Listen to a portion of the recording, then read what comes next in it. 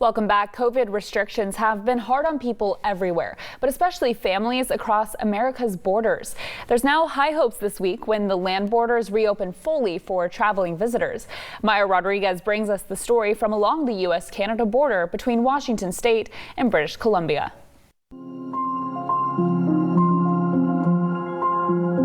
For more than a year and a half now, non-essential travel across America's land borders has been virtually non-existent. Same for the ability of cross-border families to see one another. So I don't think there was any thought to the effect that it would have on, the families that may have a home in both countries, or there was no long-term thought to closing the border. It was just, well, we're shutting it down. Because of that, driving over the border to see a family member became impossible.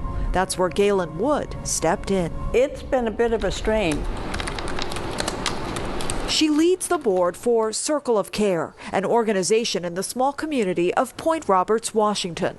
They help the elderly with things like chores, meals, and getting to appointments. Because the family members were not able to come here, it put an extra burden on Circle of Care. The isolation has been very hard, and I think it's taken its toll on people's demeanor and on their perspective on outlook. Point Roberts is surrounded by water and shares a land border only with Canada. When the border here closed to visitors in March of last year, families were virtually cut off. And the families, some half live on the Canadian side, half live here. They haven't been able to see each other during the majority of this pandemic.